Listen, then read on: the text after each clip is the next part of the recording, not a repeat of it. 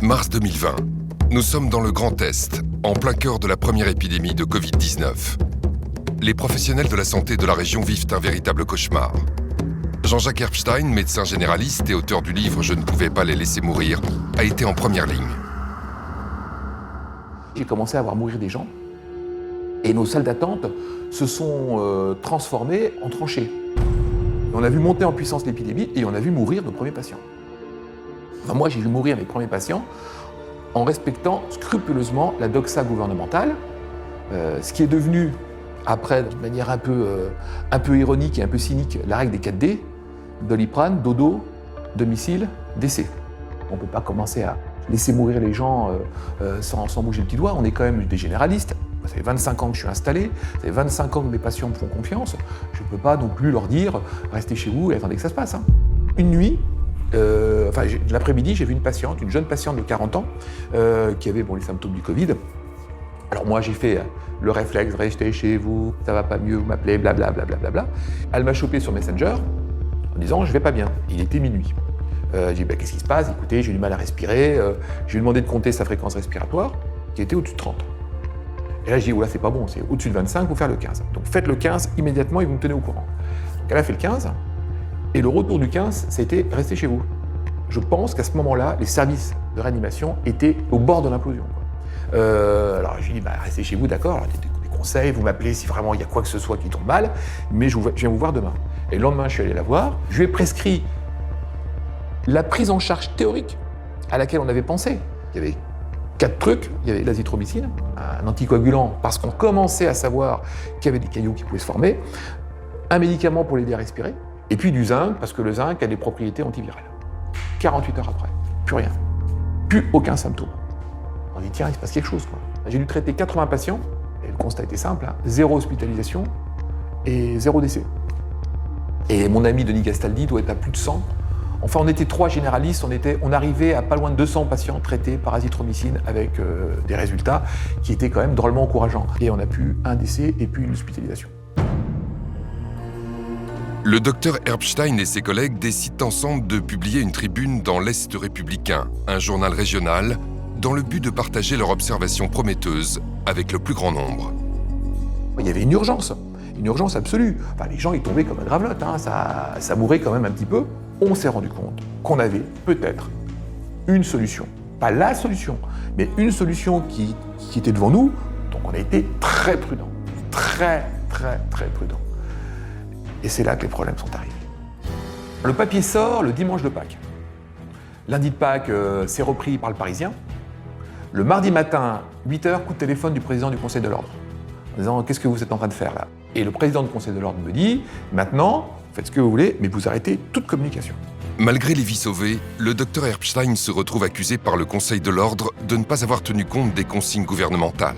Le 9 juin 2020, malgré les résultats encourageants et l'efficacité observée de son protocole à base d'azithromycine et de zinc, la DGS, Direction Générale de la Santé, écrit un courrier à tous les médecins de France.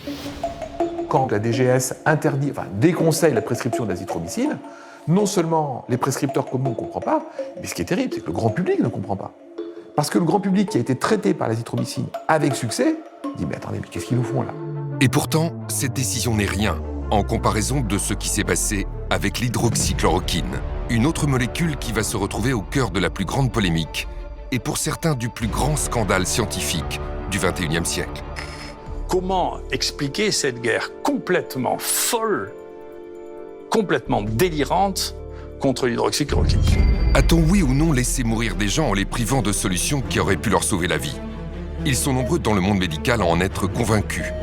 D'autant que, comme vous allez le découvrir, plusieurs traitements naturels ont montré d'excellents résultats contre la Covid-19 sans jamais trouver le moindre relais dans les médias ni le moindre soutien de la part des instances de santé.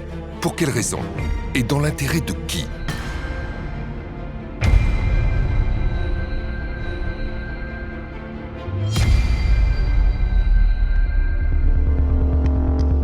Quand il y a une pandémie, vu du côté de l'industrie pharmaceutique, on se dit qu'il y a toujours de l'argent à se faire parce que ça peut être des milliards d'individus touchés dans le monde. Si on trouve un médicament qu'on peut le breveter pour ça, ça peut faire des centaines de milliards de dollars de revenus. Malheureusement, quand il y a une pandémie, il y a des gens qui réfléchissent, il faut que je sauve en urgence le malade, et d'autres, ils pensent plutôt, tiens, il faut que je m'en mette plein dans mon porte-monnaie. Le professeur Perron connaît parfaitement les dérives des sociétés pharmaceutiques. Il a été président de commission à l'Agence du médicament et au sein du Haut Conseil de la santé publique. À l'Organisation mondiale de la santé, il a exercé le rôle de vice-président du groupe d'experts sur la politique vaccinale en Europe. Le professeur Perron a donc occupé les fonctions les plus prestigieuses en infectiologie. Mais il a toujours défendu les malades contre la pensée unique médicale. En 2017 déjà, il montait au créneau pour dénoncer le scandale lié à la maladie de Lyme. En France, aujourd'hui, il y a des centaines de milliers de gens en grande souffrance qui sont rejetés par le système médical, qui sont paralysés. À l'échelle de l'Europe, c'est des millions. Oui. Et pendant ce temps-là, les autorités disent tout va bien. Donc c'est un vrai scandale sanitaire. Mais c'est vrai, c'est vrai. En 2020, il publie Y a-t-il une erreur qu'ils n'ont pas commise pour dénoncer notamment l'influence de l'industrie pharmaceutique dans sa tentative de diabolisation de l'hydroxychloroquine, commercialisée en France sous le nom de Plaquenil, un traitement ancien et bon marché qui a démontré très tôt une efficacité prometteuse contre le coronavirus. C'est le plus grand canular, malheureusement sinistre, de la médecine. On avait plein d'études qui montraient que ça marchait. Et il y a une espèce de coalition internationale, à la fois de Big Pharma, des présidents des sociétés savantes qui touchent beaucoup d'argent dans l'industrie pharmaceutique, de tout un tas de groupes d'experts qui étaient bourrés de conflits d'intérêts, qui ont passé leur temps à taper sur l'hydroxychloroquine. Et pour moi, c'est un scandale absolument énorme. L'histoire est hélas régulièrement ponctuée par de nombreux scandales sanitaires qui confirment que l'industrie pharmaceutique cherche avant tout la rentabilité financière sans considération pour la santé publique, souvent avec la complicité des agences sanitaires et de leurs experts en conflit d'intérêts. Le Vioxx, anti-inflammatoire prescrit pour les douleurs liées aux maladies articulaires, aurait provoqué 160 000 crises cardiaques et attaques cérébrales et 40 000 décès rien qu'aux États-Unis. Malgré les faits, les autorités sanitaires maintiennent le Vioxx sur le marché jusqu'à son retrait en 2004. Le Vioxx aurait rapporté à son laboratoire 12,5 milliards de dollars. Le scandale du Mediator aura lui aussi contribué à révéler les dérives et l'avidité de l'industrie pharmaceutique. Entre 1976 et 2010, le laboratoire Servier commercialise ce coupe-faim, dont les effets secondaires pourtant connus par le laboratoire ont coûté la vie à des milliers de patients. L'Agence du médicament a fermé les yeux et ce scandale l'a conduite à changer de nom. De l'AFSAPS, elle est devenue l'ANSM. Lors de l'épidémie de grippe H1N1 en 2009, la France a dépensé plus de 100 millions d'euros pour acheter du Tamiflu, un médicament inefficace et toxique qui avait été interdit au Japon après avoir été soupçonné de causer la mort d'enfants et d'adolescents. Nouveau traitement, vaccin. Pour l'industrie pharmaceutique, le coronavirus représente une opportunité commerciale sans précédent. Alors que des laboratoires comme AbbVie ou encore Gilead tentent de positionner leurs médicaments sur le marché du coronavirus, un homme va venir chambouler les projets commerciaux de Big Pharma. Son nom, Didier Raoult. Considéré dans le monde comme un des plus grands spécialistes des maladies infectieuses, le professeur Didier Raoult dirige l'IHU Méditerranée Infection à Marseille, un pôle 100% indépendant de l'industrie pharmaceutique et au rayonnement mondial dans le domaine des maladies infectieuses. Au début de l'année 2020, le professeur Didier Raoult et son équipe de chercheurs épluchent les récentes données des scientifiques chinois qui mettent en avant l'efficacité d'un traitement à base d'hydroxychloroquine. Des études contestées bruyamment par certains experts français. Que des gens qui n'ont jamais traité une infection à coronavirus aient une opinion sur les gens qui ont 20 essais en cours et pour lesquels les éléments ont été suffisants pour que le gouvernement et tous les experts chinois, c'est des experts qui corrélent au coronavirus, hein, pas que sur le papier, c'est leur métier, hein, prennent une position officielle en disant maintenant il faut traiter avec de la chloroquine les infections à coronavirus, c'est déraisonnable de dire écoutez, les Chinois on s'en fiche. Là est venue la première étude de Didier Raoult, qui avait des contacts en Chine, qui connaissait tout ça, et qui a commencé à faire une étude. Au début, c'était sur 24 malades, un petit nombre de patients. Cette étude, déjà, elle montrait qu'il se passait quelque chose. Alors, elle a été contestée, 24 malades, c'est rien du tout. Après, il en a mis 80, après, il en a mis 1500, puis 3500. Et là, on a continué à dire, mais ce que fait Raoult, c'est n'importe quoi. Alors que le traitement du professeur Raoult à base d'hydroxychloroquine semble faire ses preuves sur les malades de la Covid-19, les autorités sanitaires françaises, ainsi que de nombreux experts, se montrent étrangement réticents. Nous avons en France la chance d'avoir le meilleur scientifique français reconnu sur la scène internationale, le plus grand chercheur. Bon, je ne dis pas, et lui non plus ne le dit pas, d'ailleurs, vous avez procédé à son interview où il a répondu avec beaucoup de modestie il y a quelques jours de cela, que c'est la solution, qu'il y a un remède absolu à ça. En France, pendant que l'utilisation de l'hydroxychloroquine divise et suscite une controverse démesurée, à l'étranger, beaucoup de pays l'utilisent, avec succès. Très rapidement, le gouvernement italien a parfaitement réagi, les experts italiens aussi. Ils ont dit à tous les généralistes en Italie, donnez de l'hydroxychloroquine. On a vu la chute de la létalité. Au Portugal, dès le début, ils ont dit aux médecins, donnez la chloroquine. La létalité était très faible, inférieure à 5%. La Grèce, c'était magnifique, ils ont une létalité très faible, ils ont donné la chloroquine à tout le monde. Et si on sort de l'Europe, regardez le Maroc, c'est 2% de létalité. Ils ont traité tout le monde par hydroxychloroquine, azithromycine. Et pourtant, malgré ces données prometteuses, le ministre de la Santé, Olivier Véran, fait une annonce qui va faire l'effet d'une bombe auprès de tous les médecins français. Le 27 mars 2020, le gouvernement interdit aux médecins de ville de prescrire l'hydroxychloroquine. Le Haut Conseil exclut toute prescription dans la population générale ou pour des formes non sévères à ce stade, en l'absence, dit-il, de toute donnée probante. Faisons confiance à nos chercheurs. Quand l'hydroxychloroquine a été interdite, j'étais profondément choqué parce que les publications scientifiques montraient que ça marchait, l'expérience de tous les médecins montrait que ça marchait, les médecins de ville avaient commencé à l'utiliser, ça marchait. Et le décret a été rendu en urgence après un avis du Haut Conseil de la Santé publique. Moi, j'étais président de la commission maladies transmissibles, je sais comment ça marche, il y a un règlement intérieur, il y a une charte des conflits d'intérêts, rien n'a été respecté. Il n'y a pas eu de réunion de la commission, c'est un groupe d'experts où il y avait des membres du conseil ou pas qui sont réunis. C'était validé par le président sans qu'il y ait aucune réunion, aucun vote, aucune déclaration des conflits d'intérêts. Donc déjà, l'avis du Haut Conseil de la Santé publique était totalement illégal. Et le ministre s'est appuyé là-dessus pour passer un décret en urgence qui était un scandale absolu en France, c'est qu'on a laissé crever les gens. On a interdit aux médecins généralistes qui s'étaient mobilisés pour sauver les gens de traiter les gens. La France est le seul pays au monde à avoir interdit par les médecins l'utilisation de l'hydroxychloroquine, ce qui était pour moi un scandale d'État. Sur la forme, je trouve ça scandaleux. On n'a pas à empêcher un médecin de prescrire un traitement, sauf si jamais il y a des preuves dans un sens de nocivité. C'est la première fois qu'on empêche un médecin de prescrire. Mais pas n'importe quel médecin, des généralistes. Parce qu'à l'hôpital, tout le monde a fait de l'hydroxychloroquine. Il n'y a que nous, les généralistes, qu'on a complètement muselés. C'est un scandale très très grave sur le plan de notre santé, de notre système de santé. D'abord, on a fait pire que ça. On a même conseillé aux malades de ne pas aller voir leur médecin. C'est-à-dire qu'on a des gens dont c'est le métier de prendre en charge les malades tous les jours. Ça fait pour certains 30 ans qu'ils sont médecins. Et tout d'un coup, on dit à leurs malades, surtout n'allez pas voir votre médecin. Et puis ensuite, on nous explique qu'on a fait 10 ans d'études, mais qu'on n'est pas capable de déterminer si un patient peut ou ne peut pas prendre de l'hydroxychloroquine. Ça fait 30 ans qu'on le fait. C'est tellement invraisemblable. Et c'est ce contre lequel j'ai le plus lutté, c'est ce décret, qui est une ineptie totale. 90% des médecins avec lesquels j'ai pu parler de ce sujet ont le même avis que moi. Parce que ce sont pour la plupart des médecins généralistes, par ailleurs. Donc ils se sentent réellement exclus du système. On n'a pas tenu compte de l'avis des médecins, parce que les médecins généralistes, ils l'ont bien vu au début, ils ne donnaient pas l'hydroxychloroquine, ils ont envoyé beaucoup de gens en réanimation à l'hôpital. Et quand ils ont commencé à prescrire, ils n'envoyaient plus personne à l'hôpital. Ils l'ont vu. On n'a pas respecté cette expérience et ce souhait des malades. C'est une atteinte très grave à l'exercice de la médecine. L'idée que l'État se saisisse de tâches qui sont du soin usuel, si vous voulez, à la place des médecins et leur interdise de faire un certain nombre de choses qui sont banales, je ne suis pas d'accord. Et pour le dire d'ailleurs tout à fait officiellement, je suis surpris que l'Ordre des médecins ait accepté une chose pareille. Moi, si j'avais été président de l'Ordre des médecins, ce cas de Dieu de garde, j'aurais démissionné immédiatement.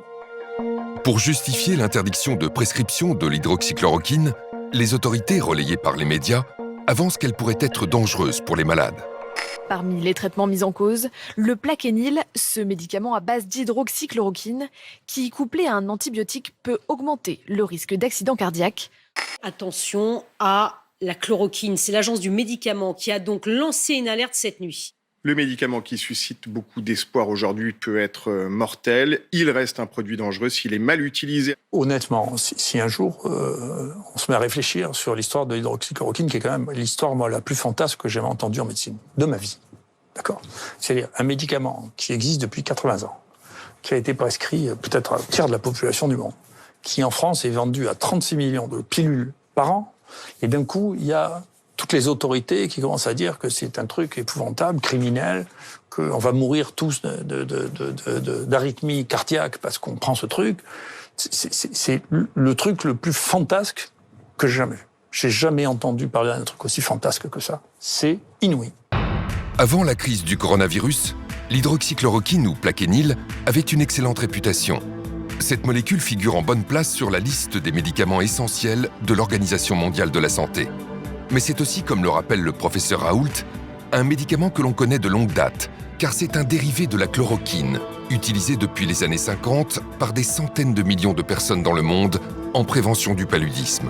L'hydroxychloroquine a été donnée pendant des décennies aux personnes réputées fragiles comme les femmes enceintes, les enfants ou encore les personnes âgées. Ce médicament est si sûr qu'il était en vente libre jusqu'en janvier 2020, date à laquelle la ministre de la Santé, Agnès Buzyn, a décidé de lui retirer son accessibilité sans la moindre explication. Il y a déjà eu un truc qui a été curieux, c'est mi-janvier, quand Agnès Buzyn a demandé que l'hydroxychloroquine, qui était en vente libre, devienne sous prescription médicale. Ça, c'était un peu curieux. Puis, en mars 2020, l'hydroxychloroquine est devenu un médicament très dangereux, du jour au lendemain. Alors que l'hydroxychloroquine, il y a des publications qui montrent que ça marche, ça coûte pas cher. L'agence du médicament n'a pas arrêté de dire que c'était toxique.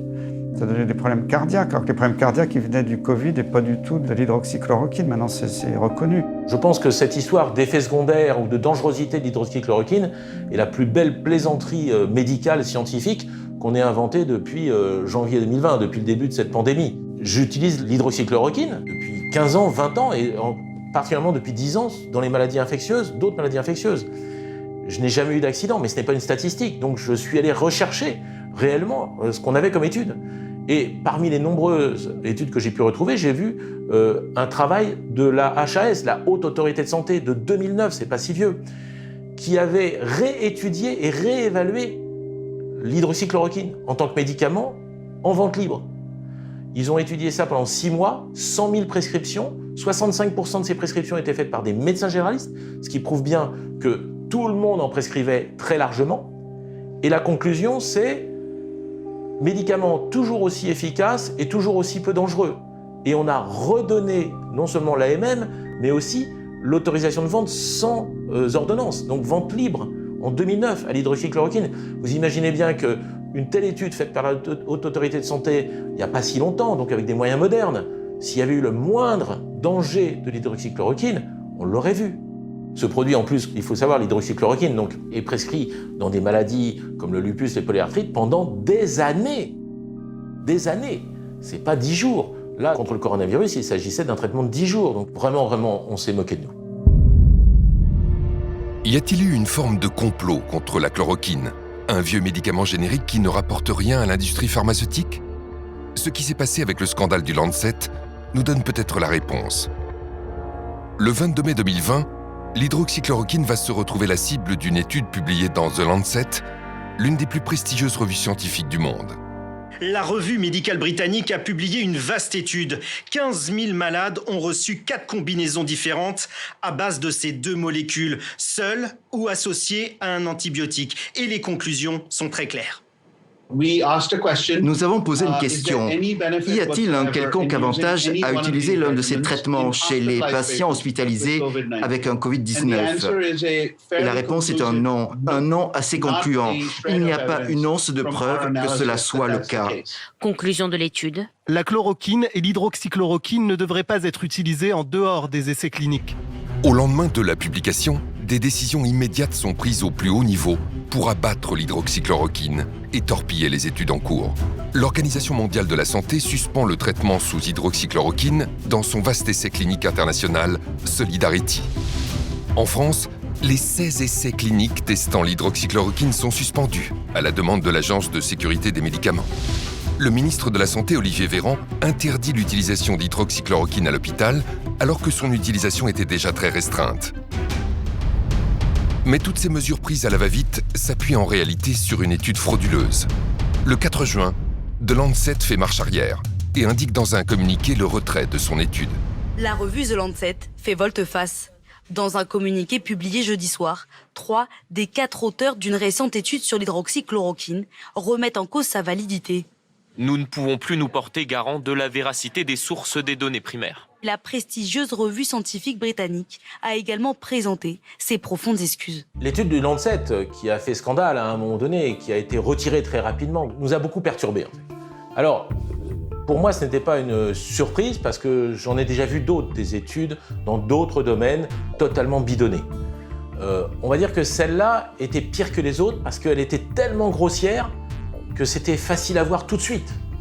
Et d'ailleurs, nous avons été très choqués qu'un ministre de la Santé, médecin, spécialiste, habitué à lire des études toute la journée quand il était à l'hôpital, prenne cette étude pour argent comptant immédiatement et prenne une décision politique et juridique avec un décret exclusivement sur cette étude, enfin déclenchée par cette étude qui était une étude totalement bidon.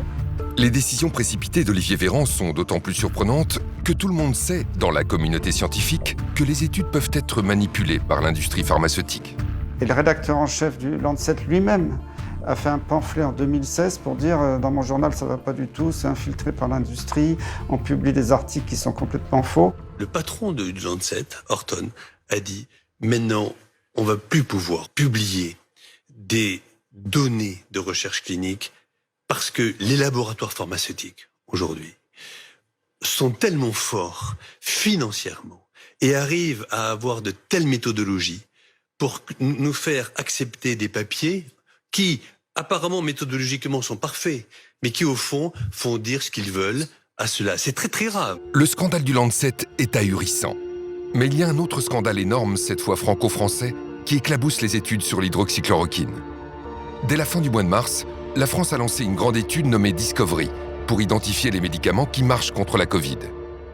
On a le protocole Discovery, auquel on croit beaucoup et qui est très important, qui est un protocole européen, avec, vous le savez, plusieurs branches. Il y en a une sur la fameuse hydroxychloroquine et azithromycine.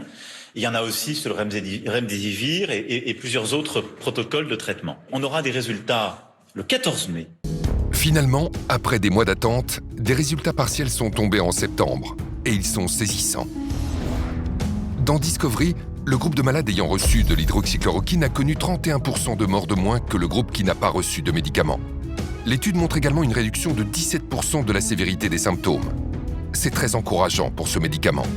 Toutefois, il faut préciser que ces résultats ne sont pas significatifs sur le plan statistique, car le nombre de patients n'est pas assez élevé. Cela veut dire qu'il fallait intégrer plus de patients pour confirmer ce bon résultat. Mais ce n'est pas ce qu'ont décidé les responsables français de l'étude. Au contraire, à la mi-juin, ils ont décidé de l'arrêter, rendant statistiquement contestables des résultats pourtant favorables à l'hydroxychloroquine. Et il s'est passé exactement la même chose au CHU d'Angers, où l'hydroxychloroquine était testée contre placebo. L'étude e-Covid a été arrêtée brutalement alors que l'hydroxychloroquine était en train de montrer une diminution de la mortalité de 46%. Là encore, le résultat n'est pas significatif statistiquement, faute de patients en nombre suffisant. Mais avec un tel signal positif, une mortalité divisée par 2, il y avait toutes les raisons de continuer l'étude plutôt que de l'arrêter en cours de route. Je voudrais bien que des journalistes d'investigation interrogent les gens responsables de ces essais pour leur dire « mais comment se fait-il que vous les ayez arrêtés ? Quel est le rationnel scientifique de l'arrêt d'un traitement qui a été mis en cours, qui est officiel, que vous l'arrêtez prématurément alors que vous n'avez qu'une partie de ce que vous aviez prévu de faire et que les résultats préliminaires sont à faveur de l'hydroxychloroquine ?» Ça, c'est une question intéressante. Cette affaire est d'autant plus troublante que, par comparaison, un autre médicament a bénéficié d'un traitement très différent. Il s'agit du remdesivir, un médicament à 2 000 € la dose, fabriqué par le laboratoire Gilead. En septembre 2020, le professeur Yazdan Pana, principal architecte de Discovery, est auditionné au Sénat. En ce qui concerne le remdesivir, nous, pour l'instant, on n'a aucune preuve sur l'efficacité de ce traitement. Il y a eu 4 essais cliniques internationaux sur remdesivir. Pour nous, il n'y a aucun qui nous montre vraiment que ce traitement est efficace. Donc on considère qu'il faut continuer à évaluer ces traitements. Malgré l'accumulation d'études défavorables, Le professeur Yazdan Pana veut donc continuer l'essai Discovery sur le remdesivir, alors qu'il a été décidé d'arrêter l'essai sur l'hydroxychloroquine au moment où elle semblait diminuer la mortalité de 31%. Alors pourquoi un tel deux poids deux mesures ? Ce médicament, le remdesivir, serait-il une clé d'explication du scandale autour de l'hydroxychloroquine ? C'est la piste clairement évoquée par le professeur Raoult, auditionné au Sénat en juin 2020. Moi, je vous recommande de faire une véritable enquête sur Gilead et le remdesivir. Voilà. Si vous regardez la structure de Gilead, vous comprendrez que c'est quelque chose qui ne fonctionne qu'avec très très peu de produits, très peu de personnel et une influence considérable. Ce qui s'est passé dans les semaines suivant cette audition va définitivement donner raison au professeur Raoult. En juillet, à la surprise générale, le remdesivir obtient de l'Union européenne et de la France une autorisation temporaire de mise sur le marché. C'était plus qu'étonnant car il n'existait alors aucune preuve de son efficacité et il y avait des signaux très clairs de sa toxicité sur les reins et sur le foie. Il donne des insuffisances rénales potentiellement graves chez des gens qui sont, je vous rappelle que ceux qui sont vraiment malades sont souvent des gens fragiles, âgés, ils ont un rein déjà fatigué, et en plus la maladie, le virus, attaque le rein, puisque vous savez qu'en dehors des poumons, il attaque le cœur et le rein. Donc, on est face à un virus qui attaque le rein chez des gens qui ont déjà un rein fragile, et on leur donne un médicament qui donne des insuffisances rénales. Est-ce raisonnable ? Le remdesivir, déjà, c'est un traitement cher, lourd, hospitalier, bourré d'effets indésirables. C'est un médicament cher, injectable, réservé à l'hôpital. C'est un antiviral, donc il ne peut marcher que dans la première phase de la maladie. Quand vous êtes hospitalisé et que vous commencez à être en soins intensifs ou au moins sous oxygène et que vous commencez à avoir des insuffisances respiratoires, c'est fini, il ne marche plus. Il faut le donner beaucoup plus tôt, comme l'hydroxychloroquine. Sauf qu'on ne l'a pas en ville puisque c'est un médicament hospitalier. Donc c'est doublement absurde, parce qu'on met en avant un médicament qui est à usage exclusivement hospitalier pour des malades qu'il faut traiter avant qu'ils arrivent à l'hôpital. En face, vous avez l'hydroxychloroquine. L'hydroxychloroquine, on la connaît depuis 30 ans. On connaît tous ses effets secondaires, on n'a aucune inconnue sur cette molécule, et elle coûte 4 €. Vous êtes ministre de la Santé, vous décidez d'essayer lequel ? Celui que vous ne connaissez pas, qui vaut entre 2 000 et 4 000 €, celui que vous connaissez parfaitement et qui vaut 4 €. Voilà ce que je pense du remdesivir. Quand l'ANSM a accordé au remdesivir l'autorisation donc de provisoire de mise sur le marché, une ATU, eh bien, 2 jours plus tard, le Haut Conseil de santé publique, lui, au terme de ces débats qui sont publics, et on a les transcriptions, disait que c'était inefficace, cher, et qu'aucune preuve de l'efficacité clinique n'avait été apportée. Donc comment est-ce que l'ANSM a pu accorder une autorisation avec le texte dit une présomption forte d'efficacité, là où les experts, 2 jours plus tard, diront que c'est notoirement inefficace. Et en un temps record, je ne sais pas, en 2 semaines, c'était autorisé à l'Agence du médicament américaine, en un temps record à l'Agence du médicament européenne, en un temps record à l'Agence du médicament française. Ils ont une autorisation de mise sur le marché. Mais c'est un scandale énorme. Ce scandale énorme devient encore plus criant à l'automne. Le 8 octobre 2020, la Commission européenne signe l'achat de 500 000 doses de remdesivir avec le laboratoire Gilead. À plus de 2 000 € le traitement, c'est un contrat à plus d'1 milliard d'euros pour un médicament qui n'a jamais fait la preuve de son efficacité. Plus grave encore, quelques jours après ce méga contrat, l'Organisation mondiale de la santé publie les résultats de son grand essai Solidarity. Les conclusions sont claires et définitives. Le remdesivir ne sauve pas la moindre vie et n'accélère pas la guérison des malades. Ces conclusions définitives n'ont pas empêché l'Union européenne de signer un contrat à 1 milliard d'euros pour ce médicament. Et dans la foulée de ce contrat, le remdesivir est distribué largement dans les hôpitaux français. Juste après que tout le monde se soit mis d'accord sur le fait que le remdesivir ne sert à rien, eh bien, on reçoit du ministère de la Santé, du directeur général de la Santé, une lettre qui nous dit maintenant, vous pouvez utiliser le remdesivir quand vous voulez, c'est gratuit, on en a tant que vous voulez. Vous pouvez donc mettre des perfusions pendant 10 jours avec un produit qui ne sert à rien et qu'on a acheté. Mais vous n'avez pas le droit d'utiliser l'hydroxychloroquine, qui est un médicament que 2 milliards de personnes ont pris dans leur vie et qui n'a pas donné d'effets secondaires, à part essentiellement des problèmes oculaires quand on prend ça pendant plus d'1 an. Donc, si vous voulez, il y a quand même là un problème de fond. C'est particulièrement choquant parce qu'au même moment, l'Agence du médicament a refusé à nouveau d'autoriser l'hydroxychloroquine en France. L'Agence du médicament refuse au professeur Raoult une recommandation temporaire d'utilisation de la chloroquine en disant « Écoutez, on ne peut pas, professeur, parce que, vous comprenez, 1, ça ne marche pas, 2, c'est dangereux.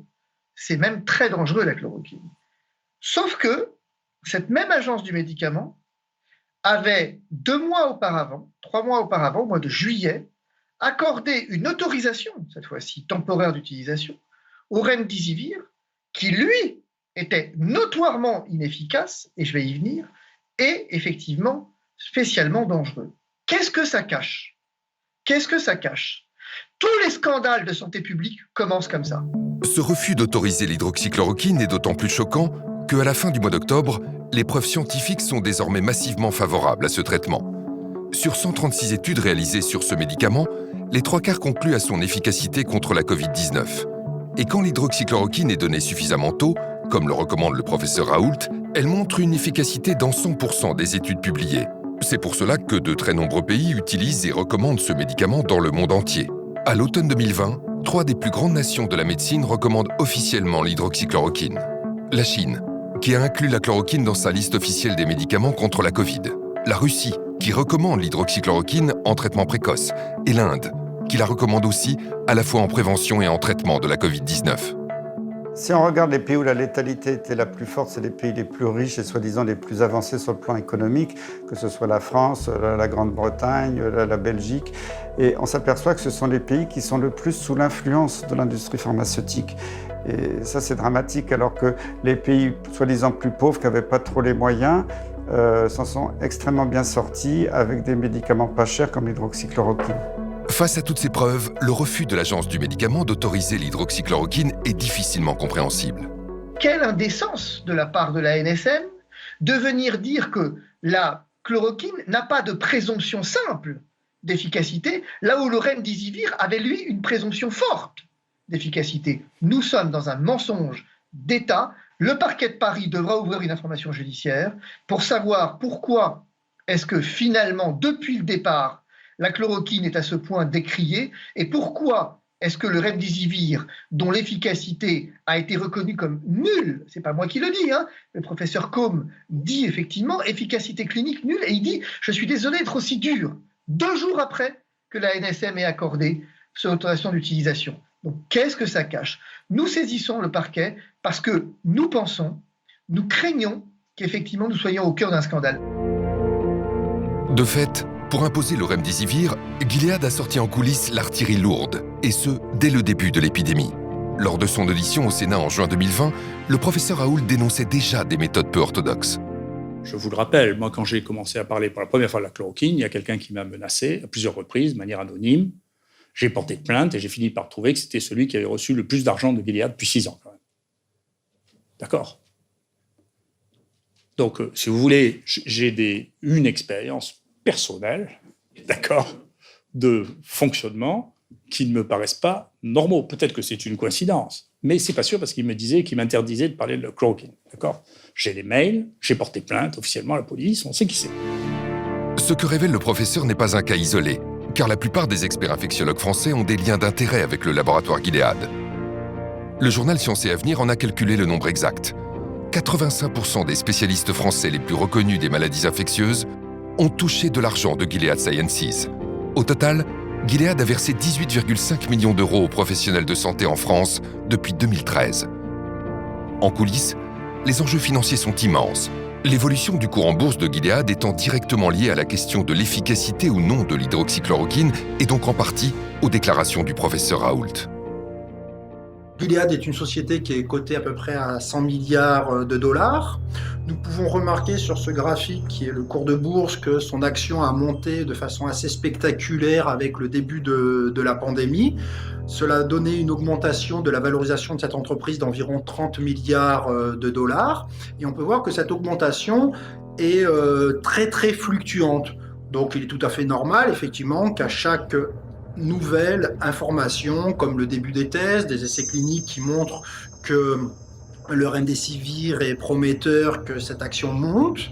Mais ce qui est assez étonnant, c'est qu'on voit que les baisses de ce cours de bourse semblent expliquées par la promotion de l'IHU, de l'hydroxychloroquine, donc un traitement concurrent du remdesivir.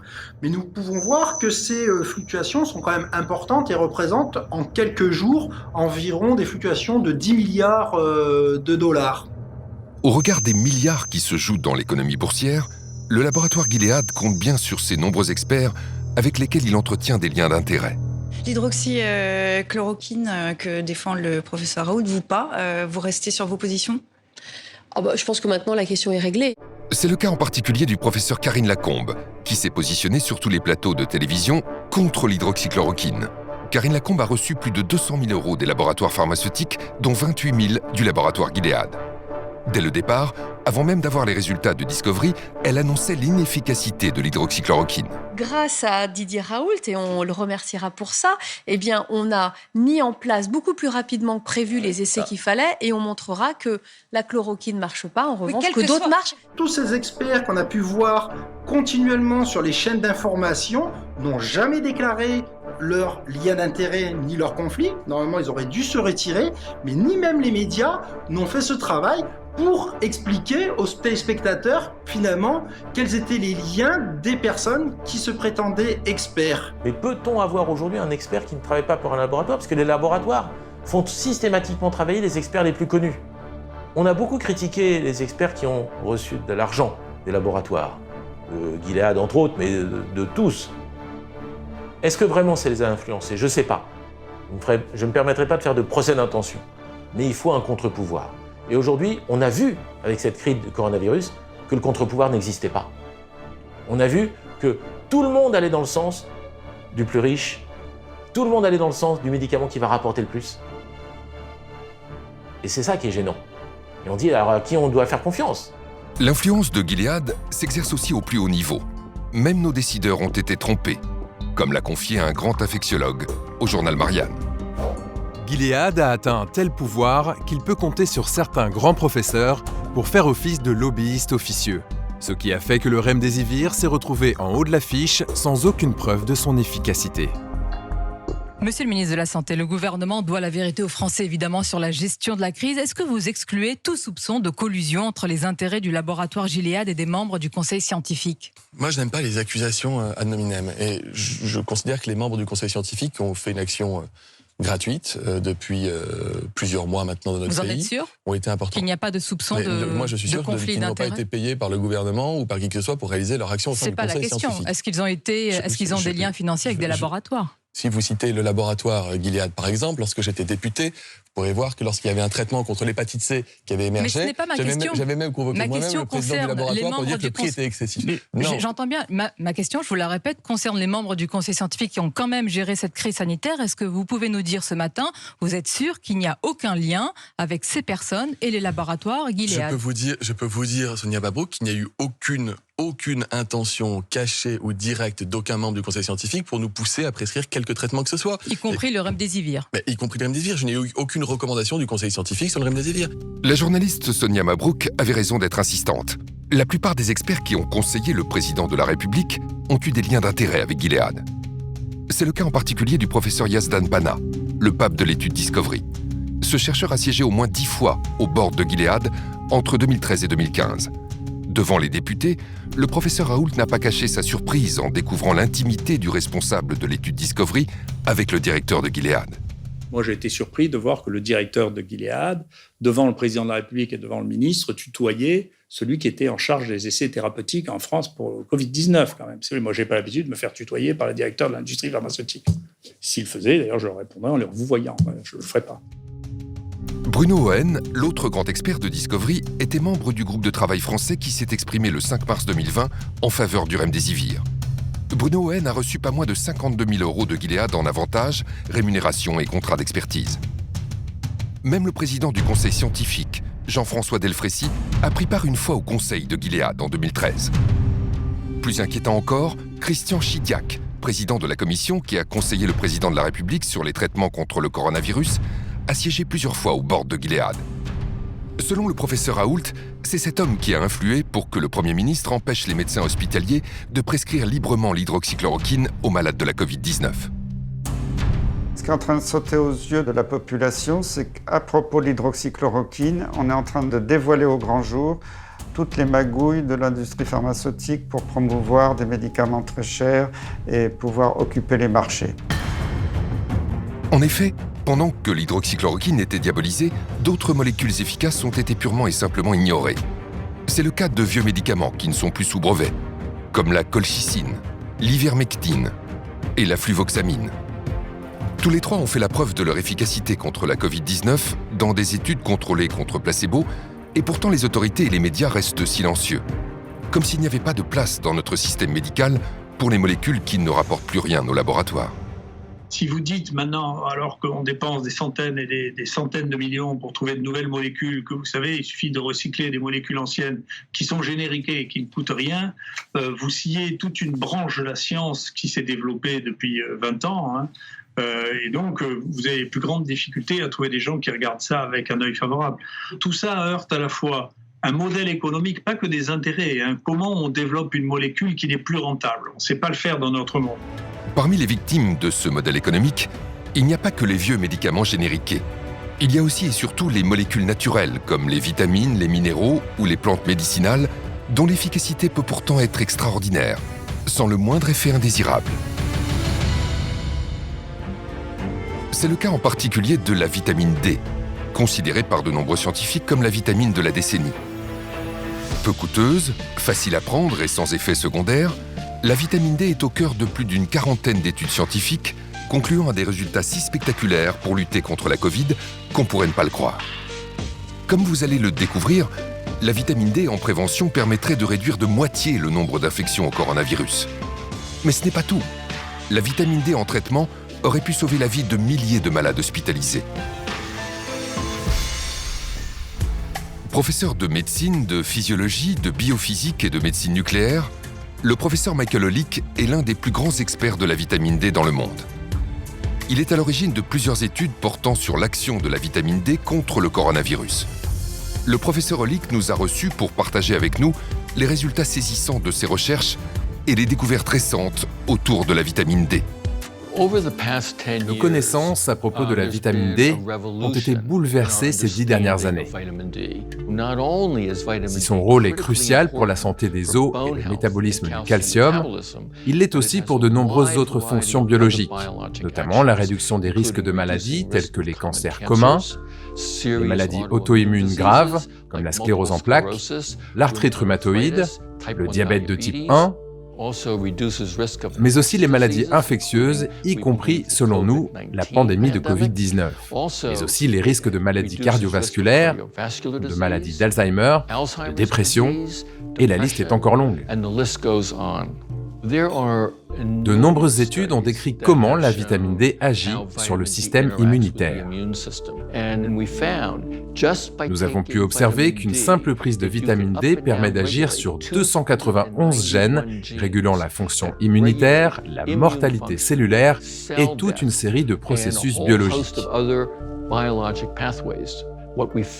Une de nos études a donné des résultats incroyables. Donner à une personne 600 unités de vitamine D par jour permettait de réguler 150 à 200 gènes du système immunitaire. Mais avec 4000 unités par jour, ce chiffre passait à environ 300 à 400 gènes et à plus de 1000 avec 10 000 unités par jour. C'est ce rôle majeur pour la santé et le bien-être général qui explique l'intérêt qu'elle suscite dans le monde entier. Au début de l'année 2020, lorsque l'épidémie s'abat sur le monde, le professeur Olick est convaincu que la vitamine D pourrait avoir un impact contre le coronavirus. Lorsque tout a commencé en février dernier, j'étais en Argentine pour une partie de pêche et j'ai attrapé le dernier vol pour rentrer. J'ai aussitôt écrit à mon hôpital et à d'autres personnes concernées en expliquant que cette pandémie pouvait certainement être combattue en augmentant les apports en vitamine D dans la population. De nombreuses études, dont les données de l'enquête nationale de santé américaine, ont montré qu'une amélioration du taux de vitamine D réduit les risques d'infection des voies respiratoires supérieures, dont la grippe et plusieurs virus du rhume, comme les adénovirus et les coronavirus. Nous connaissons le rôle très important de la vitamine D pour le bon fonctionnement du système immunitaire et la régulation de l'activité des cytokines. Or, l'une des principales complications de la Covid-19 est justement ce qu'on appelle l'orage cytokinique, à l'origine de nombreuses complications et de décès liés à cette infection. Il n'est donc pas surprenant qu'une amélioration du taux en vitamine D puisse contribuer à combattre cette maladie virale. Le professeur Hollick n'est pas le seul à comprendre immédiatement l'intérêt exceptionnel de la vitamine D pour lutter contre la Covid. La vitamine D est absolument essentielle. Ça réduit, ça a été prouvé, les infections hivernales. Vous aurez des grippes moins fréquentes, moins fortes. Vous aurez moins de rhume. Vous aurez même moins de cancers. Il y a une très belle étude canadienne qui montrait que c'était 2 fois moins de cancer du sein chez les femmes qui avaient un taux de vitamine D suffisant par rapport à celles qui ont une carence en vitamine D. Là aussi, pourquoi n'a-t-on pas dit aux Français « Allez chez votre médecin, faites doser votre vitamine D ». C'est un complément alimentaire de base. S'il n'y en avait qu'un, ça serait celui-là peut-être. C'est une vitamine qui est fabriquée, qui est métabolisée par le soleil. Donc le soleil est important. Et pour que cette vitamine puisse avoir des effets positifs sur votre corps, il faudrait rester tous les jours, un quart d'heure à moitié à poil en plein soleil. Quand on n'a pas assez de vitamine D, le système immunitaire va réagir à l'excès. Et on sait que cet excès va causer des dégâts bien plus importants dans le cas du Covid-19 que ce qu'aurait infligé le virus. Et un poumon qui est trop attaqué et qui est l'objet d'un champ de bataille trop important va ne plus être fonctionnel et c'est comme ça que le patient va mourir asphyxié. Le problème du Covid, c'est un problème d'inflammation. Et lorsqu'on regarde les capacités anti-inflammatoires de la vitamine D, on devrait systématiquement le retrouver sur toute notre table au petit déjeuner. Et même, supposons que ça ne marche pas contre le coronavirus, on aura amélioré la santé des Français, on aura amélioré leurs os, on aura amélioré leur immunité, on aura réduit leur risque de cancer. Donc pourquoi ne pas l'avoir proposé au lieu de dire aux gens « rentrez chez vous, fermez les fenêtres, fermez les volets et priez pour que vous ne soyez pas malade ». En France, le 22 mai 2020, l'Académie de médecine a publié un communiqué dans lequel les académiciens affirment que la vitamine D devrait être donnée aux malades de la Covid pour atténuer la tempête inflammatoire et ses conséquences. Une information de la plus haute importance qu'aucun média ni aucune autorité sanitaire ne va pourtant relayer. Le professeur Hollick décide alors de mener plusieurs études grandeur nature pour évaluer concrètement l'action de la vitamine D sur le coronavirus à différentes étapes de la maladie. Nous avons mené une étude aux États-Unis sur 191 000 patients atteints de Covid-19 et nous avons montré qu'une carence en vitamine D augmente de 54% le risque de contracter cette maladie. Et ce, quelle que soit votre origine ethnique, votre âge ou la région où vous vivez aux États-Unis. Les résultats obtenus par le professeur Hollick sont exceptionnels. Ils sont publiés le 17 septembre 2020 dans le journal médical PLOS ONE. Mais ce n'est pas tout. Non seulement la vitamine D réduirait de moitié les infections, mais en plus elle réduirait drastiquement la gravité de la maladie. Parallèlement, nous avons mené une autre étude pour déterminer si les patients hospitalisés pour des infections sévères présentaient ou non des risques accrus de complications et de décès en cas de carence en vitamine D. Et nous avons découvert qu'au-delà de 40 ans, les personnes ayant une carence en vitamine D présentaient un risque létal à 50% supérieur et qu'elles développaient beaucoup plus de complications liées à la maladie. Le professeur Hollick parle bien d'une baisse de moitié du nombre de morts avec de bons taux de vitamine D, ce qui est un résultat exceptionnel. Cela peut paraître difficile à croire, mais ces chiffres ont été confirmés par plus de 40 études internationales. Si l'on met en regard les personnes ayant pris ou non une supplémentation en vitamine D et ayant été contaminés, et que l'on analyse l'impact de la vitamine D sur la réduction des risques de complications ou de décès, et les données scientifiques publiées, eh bien, il en ressort que cette vitamine pourrait diminuer de 40 à 50% les formes sévères de l'infection et le risque létal.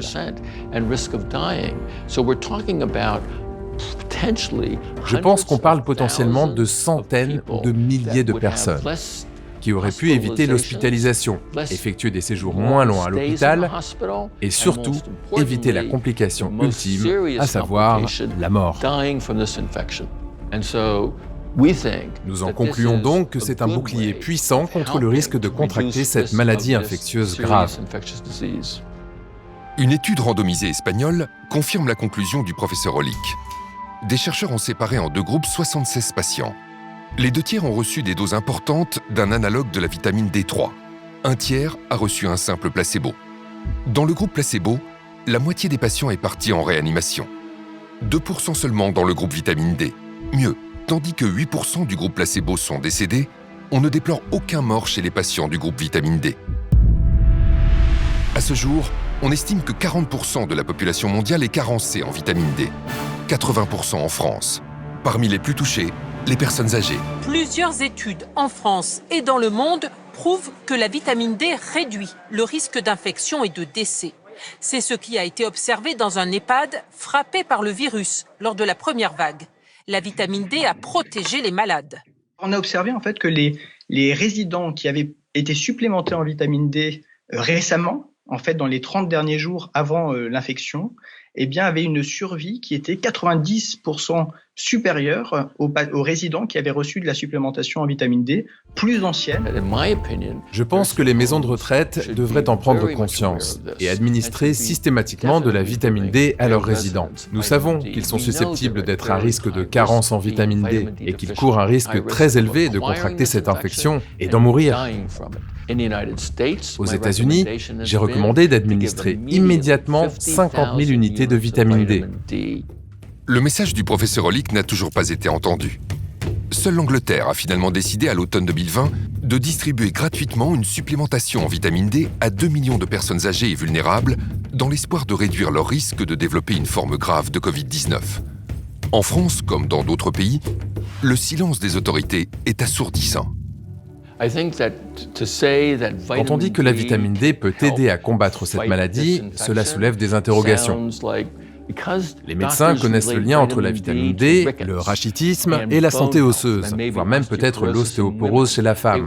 Mais ils sortent rarement des sentiers battus. Ils ne savent pas qu'il existe une littérature impressionnante démontrant que les récepteurs de vitamine D sont présents dans le système immunitaire et qu'ils ne sont pas là pour rien. Mais le sujet mobilise peu.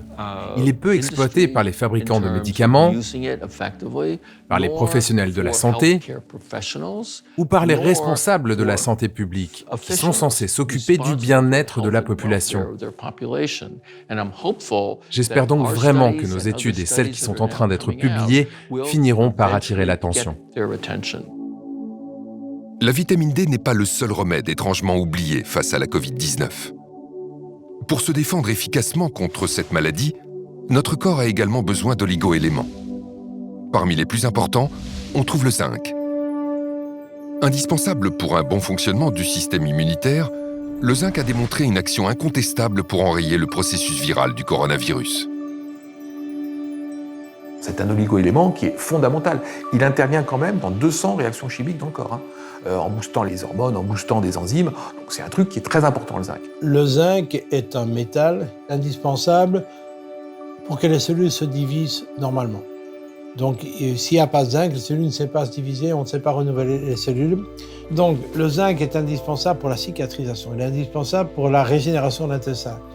Il est indispensable pour la réponse immunitaire. Le zinc a été considéré comme le nutriment le plus essentiel du système immunitaire et sa carence dans le monde est responsable de plusieurs centaines de milliers de morts. Le zinc, en plus, on a des études qui montrent que ça marche sur le coronavirus. Si vous donnez une certaine quantité de zinc en aigu, vous avez une meilleure défense contre le virus.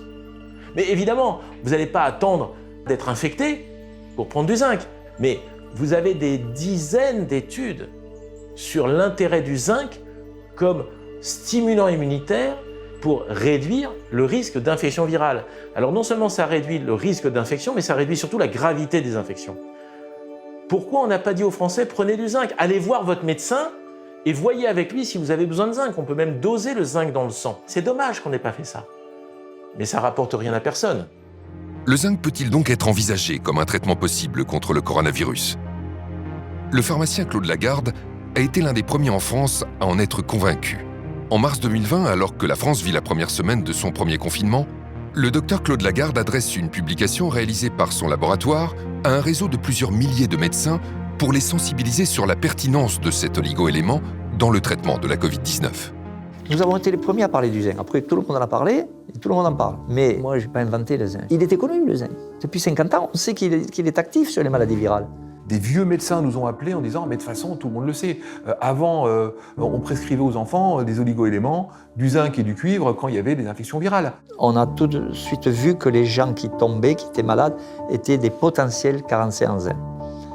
Car ce zinc agit à plusieurs niveaux dans cette infection et dans les infections virales en général. Il est capable de bloquer la réplication virale. Ça, c'est très important. C'est publié depuis 50 ans. Aucun n'en a parlé officiellement. Ensuite, il agit dans l'immunité. Il a un intérêt majeur aussi, c'est qu'il va probablement jouer un rôle dans la pénétration du virus dans la cellule. Il peut bloquer à ce niveau déjà la pénétration du virus. Dès que le virus est rentré dans l'organisme, il va créer des petites blessures dans le poumon. Il rentre par les voies respiratoires dans le poumon. Et il va créer des petites fissures, des blessures. Et si on a suffisamment de zinc dans nos cellules de proximité, on va cicatriser, on va enrayer le processus en plus, puisqu'on bloque la réplication virale, et ça se termine. On a démontré que le zinc interfère avec la division du virus. Donc pour moi, le zinc devrait faire partie majeure de la stratégie de prévention et de traitement du Covid. Dans plusieurs schémas thérapeutiques qui intégraient l'azithromycine et l'hydroxychloroquine, on a remis le zinc qui est en fait l'élément clé. On sait que certaines choses qui avaient été sous-estimées, comme le zinc par exemple, jouent un rôle dans la sévérité. Les gens qui ont une pathologie sévère ont des taux de zinc qui sont beaucoup plus bas que les autres, à côté d'autres données qui avaient été décrites dans la littérature. Je me rappelle de ce médecin new-yorkais qui avait eu 250 patients chez qui il avait donné de l'hydroxychloroquine et du zinc, il n'a eu aucun mort. Intéressant de savoir que l'hydroxychloroquine fait rentrer le zinc dans la cellule. Et une fois que le zinc rentre dans la cellule, qu'on a des taux élevés, le virus ne sait plus se diviser et donc il meurt. À travers le monde, d'autres observations confirment que le zinc pourrait être un élément clé des protocoles à base d'hydroxychloroquine. La grande étude qui a été publiée par les médecins de New York a montré qu'en plus du protocole Raoult, hydroxychloroquine, azithromycine, ils ont rajouté du zinc. Alors ils ont eu d'excellents résultats. Même constat pour le docteur Cardillo à Los Angeles, qui est intervenu sur la chaîne américaine ABC pour confirmer que le traitement à base d'hydroxychloroquine ne fonctionne de façon optimale qu'avec du zinc. L'analyse du traitement à l'hydroxychloroquine, c'est qu'il ne fonctionne que lorsqu'on l'associe au zinc. L'hydroxychloroquine ouvre la voie au zinc, qui pénètre dans la cellule, puis bloque la réplication du virus. Vous prescrivez donc le zinc et il est efficace pour les malades de la Covid-19 ? Chaque patient à qui je l'ai prescrit était à la base très malade et au bout de 8 à 12 heures, il n'avait plus aucun symptôme. Récemment, une étude, et ça a été rapporté en congrès, a montré que les patients qui avaient un taux de zinc bas, qui avaient été hospitalisés, avaient 2,5 fois plus de risque de mourir que ceux qui avaient un taux de zinc normal. Mais on n'en parle pas, ça, vous avez entendu parler du zinc? Non. En prévention, l'efficacité du zinc est tout aussi avérée, notamment pour les personnes les plus fragiles.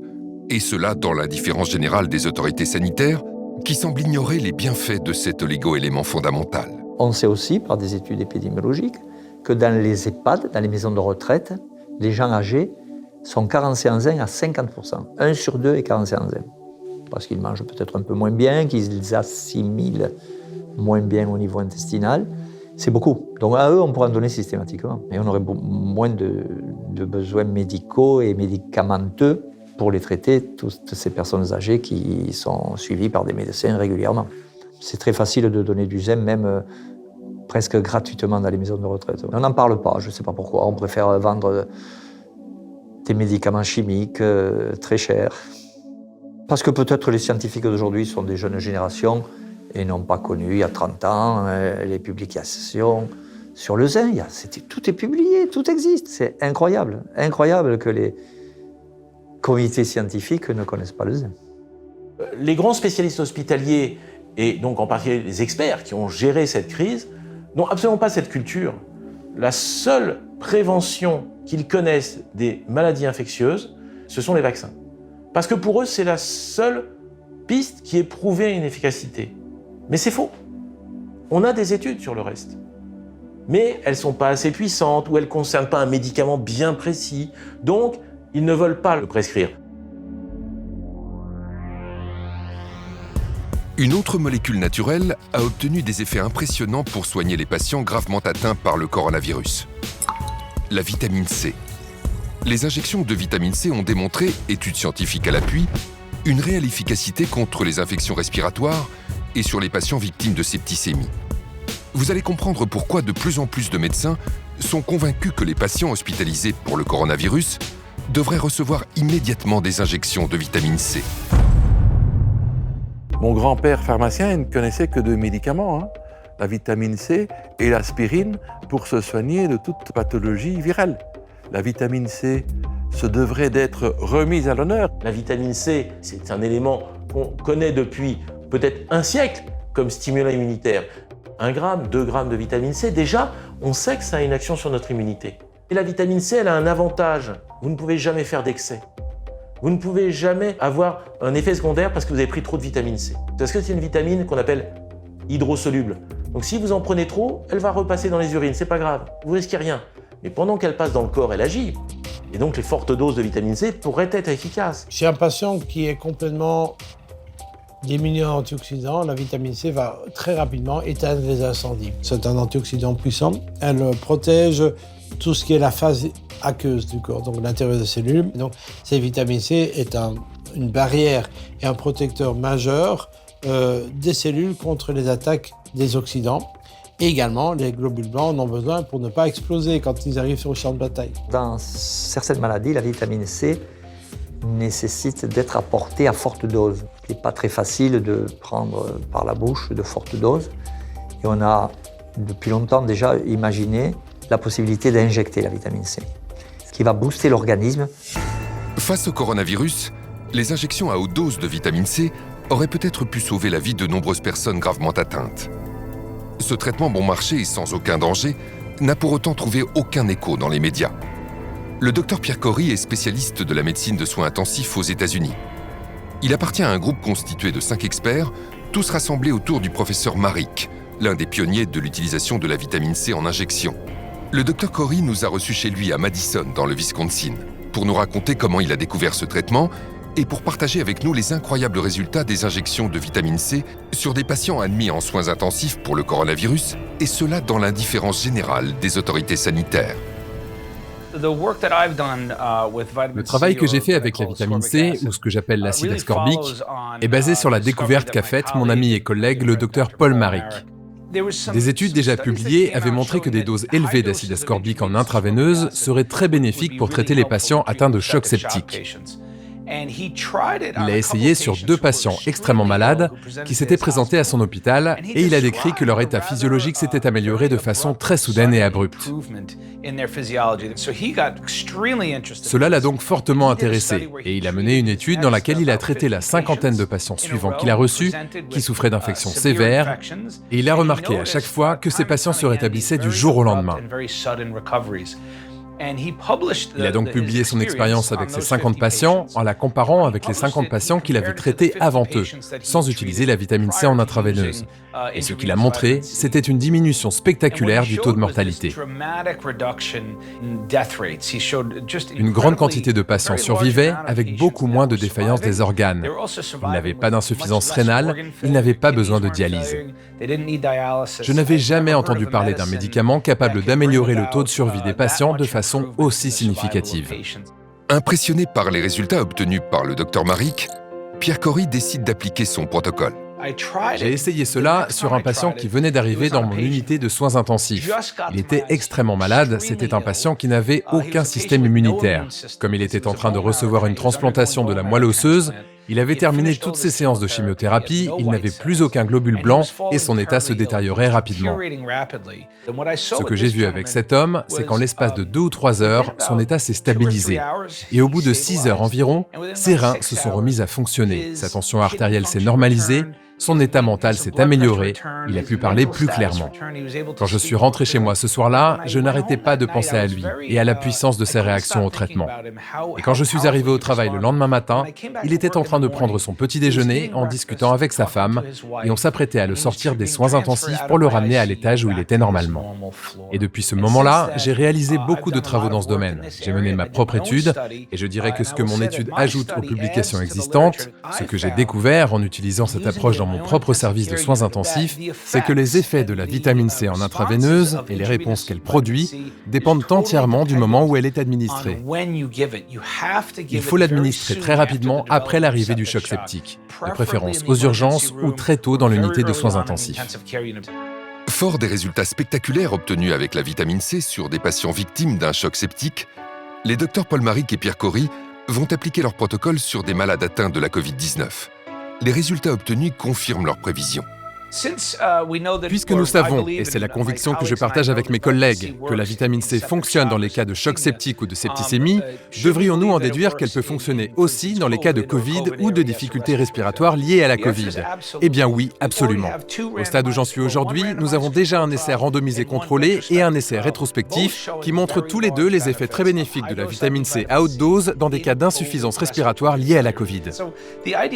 Donc je ne comprends pas la décision de ne pas utiliser ce traitement. Il est sans danger, peu coûteux, de nombreuses données montrent qu'il fonctionne très bien sur les lésions pulmonaires comme les pneumonies ou le syndrome de détresse respiratoire aiguë, donc on devrait l'utiliser. L'efficacité des injections de vitamine C est observée aux 4 coins du monde. Pourtant, aussi incroyable que cela puisse paraître, certains médecins snobent ce puissant outil thérapeutique. Selon un article, on a estimé qu'entre 15 et 20% des médecins aux soins intensifs l'utilisaient. Pourquoi n'y en a-t-il pas plus? C'est une question à laquelle j'ai beaucoup réfléchi et à mon avis, il y a peut-être 3 raisons à cela. Premièrement, il s'agit d'une vitamine. Et par rapport aux vitamines, depuis longtemps, dans la médecine allopathique professionnelle, il y a un énorme parti pris contre les vitamines. Donc, en tant que médecin, promouvoir des vitamines est considéré comme non scientifique et inconvenant. Deuxièmement, il y a un malentendu au sujet de la nature du traitement. Il ne s'agit pas juste de donner quelques comprimés de vitamine C aux patients. Et troisièmement, il y a cette obsession de faire des essais randomisés contrôlés pour apporter des preuves définitives. Et ce qui me tue vraiment, c'est que ces essais existent et démontrent que la vitamine C en intraveineuse a eu des effets bénéfiques sur le taux de survie. Et malgré cela, les médecins continuent de ne pas l'utiliser, parce que l'essai est trop modeste, parce qu'il faut en faire un plus grand, etc. Ce parti pris influence énormément la façon d'interpréter des données pourtant scientifiques. Si le zinc, la vitamine C ou encore la vitamine D ont démontré qu'ils étaient de réels traitements pour les malades du coronavirus, ils sont aussi, comme d'autres micronutriments essentiels, d'une incroyable efficacité en prévention pour améliorer nos défenses immunitaires. Car plus notre terrain est solide, moins le virus est dangereux. J'ai toujours aimé la formule de Béchamp, le microbe n'est rien, le terrain est tout. Il n'y a pas un exemple plus beau que la Covid-19 pour illustrer cette phrase. Parce que vous vous rendez compte quand même que le même virus va, chez certains, donner rien, aucun symptôme. Les gens font l'infection sans strictement aucun symptôme, ils ne le savent pas, et d'autres meurent. C'est le même virus. Donc on ne peut pas dire que la gravité est liée au virus. C'est pas possible, puisque si la gravité était liée au virus, tout le monde aurait une maladie grave. Vous voyez, je veux dire, plus ou moins, bien sûr, mais là, ça va de rien à la mort pour le même virus. Donc c'est bien une histoire de terrain. Le microbe n'est rien, le terrain est tout. Et donc, si on stimulait cette immunité de nos patients, est-ce qu'ils n'auraient pas des chances d'être moins malades? Mais à aucun moment, on a dit aux Français, stimulez votre immunité. L'absence de conseils préventifs est d'autant plus délétère que les confinements et la communication anxiogène des autorités ont impacté le moral de la population. Ce qui me rend le plus en colère aujourd'hui dans cette histoire de pandémie, c'est la peur que l'on a introduite chez la plupart de nos concitoyens. Plus que jamais, la pandémie de Covid-19 est active et meurtrière. On a joué avec cette peur, on l'a entretenue et elle est dramatique à beaucoup de niveaux. On le sait tous, le stress fait chuter le système immunitaire. Ceux qui font de l'herpès le savent. Un gros stress, le bouton d'herpès sort. Pourquoi un bouton d'herpès sort? Parce que le système immunitaire a chuté. C'est connu de tout le monde, c'est incontestable. Nos défenses naturelles qui ont besoin d'être remontées parce qu'on est en face d'un virus se trouvaient être au contraire amenuisées, affaiblies par, je dirais, la sinistrose, le catastrophisme, la panique qui se retrouve sur toutes les chaînes de télé, dans tous les médias qui ne cherchent qu'à faire du sensationnalisme. On a vu celui que j'appelle le croque-mort officiel de la DGS, le professeur Solomon, qui venait tous les jours égrener ces chiffres quand même. C'était redoutable la manière dont il balançait ça. Quand on nous donne le nombre de morts, pourquoi ne pas dire ces gens qui meurent, ils étaient hospitalisés depuis 1 mois et demi. Ces gens qui meurent, ils ont tel âge, ils ont telle comorbidité, ils sont très obèses, ou ils ont... En entretenant la peur dans la population, je pense qu'on a au contraire aggravé les risques sanitaires plutôt que le contraire.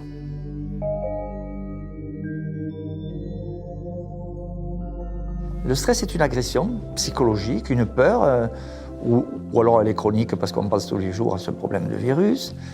Et le stress met en branle des mécanismes de réponse aux agressions qui a tendance à nous carencer en certains micronutriments, en certaines molécules de la vie. Vous voyez ? Donc le stress concourt à nous carencer en magnésium, en zinc, en d'autres substances minérales essentiellement, mais il nous carence parce qu'il hyperconsomme certains nutriments. Donc si on n'a pas apporté l'équivalent tous les jours dans son alimentation, le stress va nous vider petit à petit de certaines réserves. Stress, isolement, manque de soleil, l'immunité de la population déjà fragilisée n'a en plus pas pu bénéficier de la part des autorités sanitaires de conseils avisés sur les gestes préventifs simples qui lui auraient permis d'optimiser ses défenses naturelles. Le professeur Toussaint l'a très clairement dit dans plusieurs de ses interventions. Interdire aux gens de sortir et leur interdire de faire du sport est une aberration scientifique. Parce qu'on réduit leur immunité alors que le sport augmente l'immunité. On a beaucoup d'exemples, mais il y a un qui m'a frappé le plus. C'est la petite femme âgée de 93 ans à Biarritz qui voulait se nager pour soigner son neuropathie, donc une maladie vraiment douloureuse des jambes, et qui a été empêchée par, je pense, 4 policiers d'aller nager. Donc ça, c'est une énorme absurdité. En plus, c'est contre-productif parce que le sport, ça renforce évidemment les défenses immunitaires. L'Angleterre n'a pas non plus été exemplaire face à la première épidémie. Mais quand son Premier ministre, Boris Johnson, a été admis en soins intensifs après avoir été frappé par la Covid-19, il a compris l'importance de faire de la prévention. En juillet 2020, il intervient publiquement pour recommander aux Britanniques de perdre du poids dans le cadre d'un plan de lutte contre l'obésité. Perdre du poids est très clairement l'un des meilleurs moyens de réduire les risques liés au coronavirus. Des mesures radicales ont été prises au plus haut niveau pour sensibiliser la population britannique sur les conséquences délétères de l'alimentation transformée, comme par exemple interdire aux supermarchés de promouvoir des articles considérés comme étant de la malbouffe, ou encore interdire les publicités télévisées pour les produits riches en sucre avant 21h. En France, pas un mot. Le sucre, c'est une catastrophe. Arrêtez de manger du sucre. Il y a du sucre partout. Et dans 70% des cas, vous mangez du sucre, vous en rendez même pas compte. C'est quelque chose d'épouvantable pour l'immunité, pour la peau, pour tout ce genre de choses. Aujourd'hui, sur la planète, c'est le sucre qui tue le plus de gens, et de loin devant toute autre maladie, y compris les virus. L'excès de sucre vous intoxine sur plusieurs années. Vous finissez diabétique, hypertendu.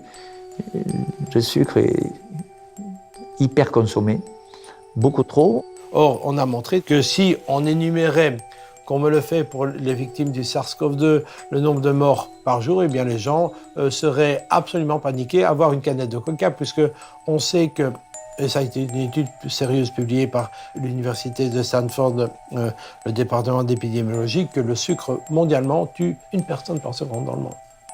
1 personne par seconde dans le monde. Et bon, donc ça fait plusieurs liés par jour. Et ça, on n'en parle pas. Donc vous devez savoir que, notamment au niveau des communautés européennes, l'industrie du sucre dépense 3 milliards de dollars par an pour le lobbying, pour ne pas que des décisions contre les industries qui mettent du sucre prennent des décisions, notamment pour l'étiquetage. Quand on vous dit ça, vous avez tout compris. Face au coronavirus, une bonne hygiène alimentaire peut faire toute la différence. C'est ce que le docteur Assim Malhotra a déclaré dans le journal European Scientist. Le grand public doit être informé immédiatement qu'il lui faut réduire le sucre, les glucides transformés et la malbouffe, et se mettre à consommer des produits bruts, riches en légumes, fruits, noix, graines, avec beaucoup de protéines, de légumineuses, de poissons, viande, œufs, pour améliorer sa santé en quelques semaines et l'aider à se protéger contre le nouveau coronavirus. Pourquoi ne conseille-t-on pas aux gens de se prémunir, de leur donner des conseils alimentaires pour prévenir des désordres et des pathologies? Eh bien, je pense tout simplement parce que dans les études de médecine, on n'apprend pas la santé aux futurs médecins. On leur apprend à faire des beaux diagnostics en s'aidant d'explorations coûteuses, souvent des radios, des analyses de laboratoire, des scanners, etc. Et on arrive à des diagnostics, mais avec un diagnostic, on a un traitement dont le médecin, il pense que son rôle, c'est de diagnostiquer et de traiter. Alors qu'il devrait être la première personne qui s'occupe de prévention.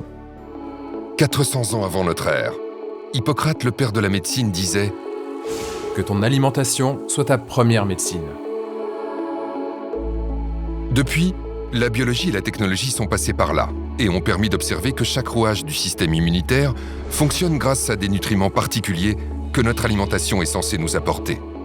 Ainsi, armé avec de bonnes munitions, notre système immunitaire dispose de l'arsenal idéal pour combattre une multitude de menaces telles que les bactéries, les champignons, les parasites ou encore les virus. Puisque l'intestin contient 60% de nos cellules immunitaires, vous comprenez bien que l'alimentation joue un rôle majeur sur notre immunité.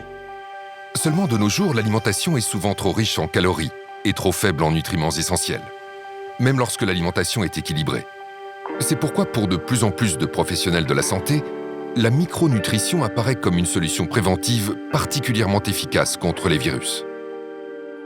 Notre organisme est une véritable usine chimique qui fabrique des hormones, des anticorps, des quantités de molécules, des tissus, du muscle, des organes. Donc, tout se fait par de la chimie interne, ce qu'on appelle la biochimie. Et cette biochimie nécessite des substances que nous devons manger absolument. Donc protéines, acides aminés, acides gras polyinsaturés, vitamines, toutes les vitamines, oligo-éléments, qui sont des catalyseurs. Sans eux, les milliards de réactions chimiques dans l'organisme ne peuvent pas bien se réaliser.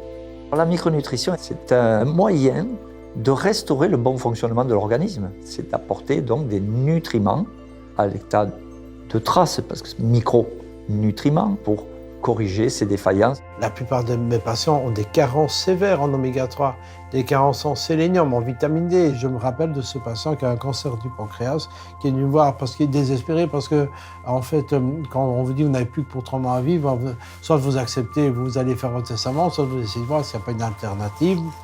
Et ce patient, à qui on avait dit vous êtes inopérable, a voulu quand même faire autre chose. Son bilan nutritionnel était catastrophique, on l'a corrigé.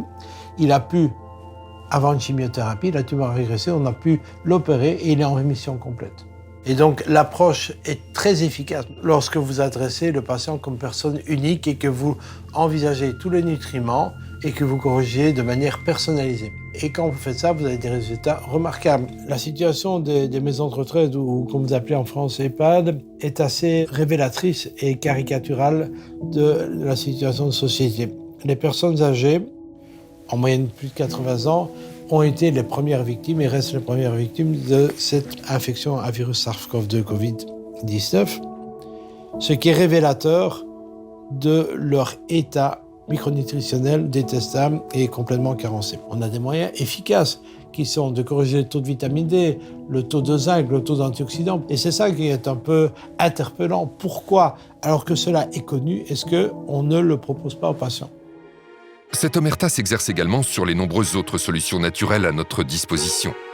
C'est le cas notamment des traitements fondés sur les extraits de plantes et les principes actifs naturels, plus communément appelés la phytothérapie. La plupart des médicaments ont été aspirés à partir des plantes. Le problème, c'est que les plantes ne sont pas vénales, n'ont pas breveté leurs inventions. Donc, que fait Big Pharma ? Elle prend la molécule, elle la modifie, elle la rend unique, elle la brevette et elle peut la vendre au plus haut prix puisque elle est protégée. La phytothérapie, c'est une stratégie merveilleuse que moi j'ai découvert à travers les malades. Je n'ai pas appris ça à l'école de médecine, bien entendu. Et le gouvernement chinois, quand il y a eu le Covid, ils ont été intelligents. Ils ont vu qu'ils étaient un peu débordés au début. Bon, certes, ils ont trouvé l'hydroxychloroquine en cours de route, mais ils ont fait appel à la médecine traditionnelle chinoise et que ont donné les médecins chinois? Beaucoup d'artémisia. Ça a marché. Après, ça a été exporté en Afrique. Ça a marché remarquablement. On s'est moqué du président de Madagascar et d'autres pays qui avaient de l'artémisia partout dans les écoles. Il n'a pratiquement pas eu de Covid, il n'a pratiquement pas eu de mort. Il y en a d'autres. Scutellaria a prouvé son efficacité sur le coronavirus lui-même. Son efficacité, je dis bien en prévention. Seul, ça ne guérit pas la maladie, mais en prévention, on a une réduction des infections à coronavirus grâce à Scutellaria. Beaucoup d'extraits de plantes ont un intérêt parce que ce sont des molécules qui vont limiter l'inflammation. Boudée, voire discréditée par une bonne partie du monde médical et scientifique, la phytothérapie mérite pleinement de retrouver ses lettres de noblesse. Le 19 septembre 2020, l'Organisation mondiale de la santé a approuvé la mise en place d'un protocole pour des essais cliniques concernant les traitements de phytothérapie pour la Covid-19. Les débats scientifiques sur l'artémisia, les margousiers ou encore la vernonie pourraient ainsi retrouver leur place légitime. À côté de la phytothérapie, vous avez l'aromathérapie. Vous avez le plus grand antiviral probablement que la nature ait créé, qui est Ravinsara. Cette huile essentielle qui vient de Madagascar est d'une puissance extraordinaire. Et on a des publications claires là-dessus. C'est un antiviral puissant qui touche justement beaucoup les virus, on va dire des familles du coronavirus, et c'est un immunostimulant. Le Ravinsara est en effet une huile essentielle emblématique de l'aromathérapie. Son efficacité sur les virus est bien connue du grand public. Pour preuve, elle a été en rupture de stock pendant plusieurs semaines en France durant l'épidémie. Le domaine de prédilection des huiles essentielles, c'est l'infectiologie. Donc toute pathologie qui aura généré ou qui va se marquer, se traduire par une infection, que l'infection soit bactérienne, fongique, parasitaire, virale. Le secret de l'efficacité d'une huile essentielle réside dans le fait qu'elle est constituée d'innombrables molécules, augmentant ainsi son champ d'action et son efficacité face aux intrus. Cette spécificité fait de l'aromathérapie une discipline très prometteuse pour résoudre l'un des défis sanitaires majeurs des années à venir, l'antibiorésistance. Selon l'OMS, d'ici 2030, les antibiotiques ne seront plus efficaces sur bon nombre de bactéries, avec des conséquences catastrophiques pour notre santé.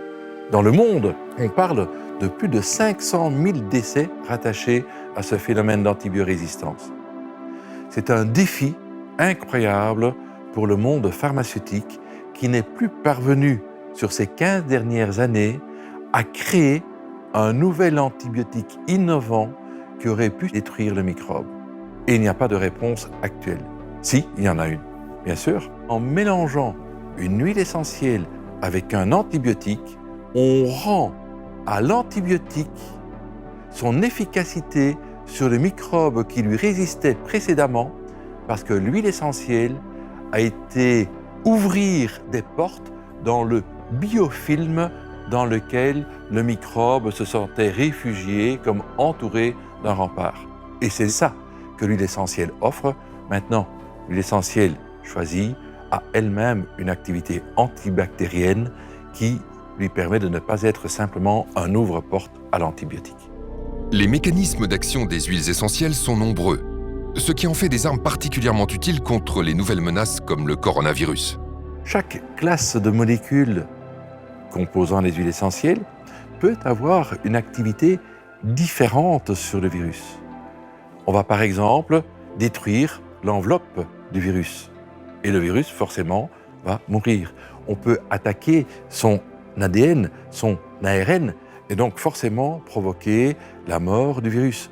On peut aussi empêcher que le virus n'adhère à la paroi de la cellule pour pénétrer la cellule et créer la pathologie. Pourtant, malgré toutes ces actions avérées pour faire face aux microbes et aux virus, l'aromathérapie est régulièrement discréditée dans les médias, particulièrement durant l'épidémie de coronavirus.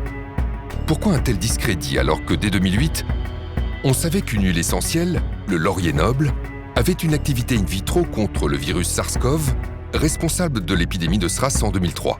Pourquoi ne pas avoir immédiatement testé les huiles essentielles contre le SARS-CoV-2, Nous nous heurtons à un scepticisme d'un monde médical qui ne peut pas croire que ces huiles essentielles aient un intérêt thérapeutique. Si vous ne pouvez pas breveter une molécule, vous ne ferez jamais d'études dessus. C'est pour ça qu'il n'y a pas d'études sur la phytothérapie. C'est pour ça qu'il n'y a pas d'études sur l'homéopathie. C'est pour ça que l'hydroxychloroquine n'a pas été mise en avant. Si on parle de l'hydroxychloroquine, si on parle de la colchicine, si on parle d'autres molécules naturelles ou synthétiques comme la vitamine C, cela ne fait pas vivre les actionnaires de l'industrie pharmaceutique.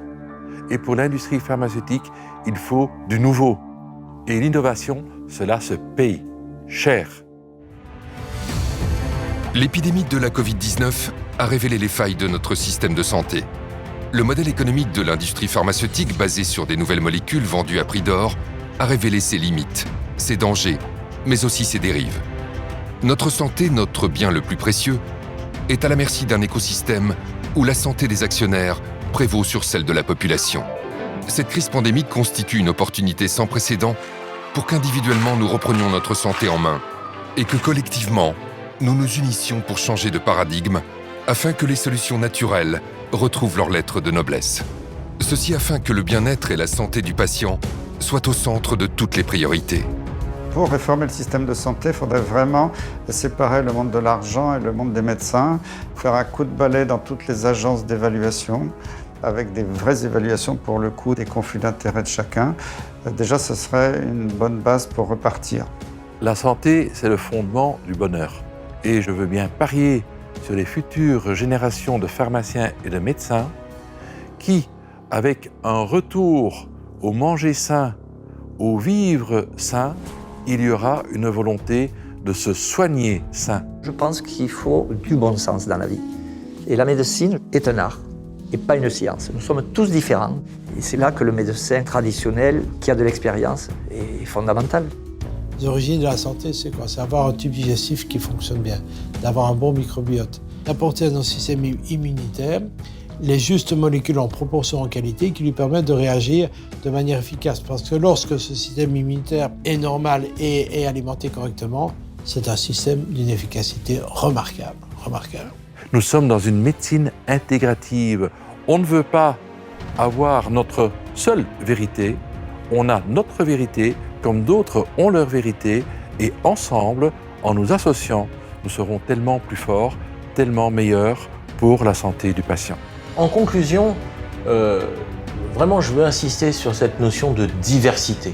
Réellement, je crois qu'à la fois les décideurs, les experts, le grand public, mes confrères doivent comprendre que rien n'est plus riche que notre diversité et que la pensée unique n'a rien à faire en médecine.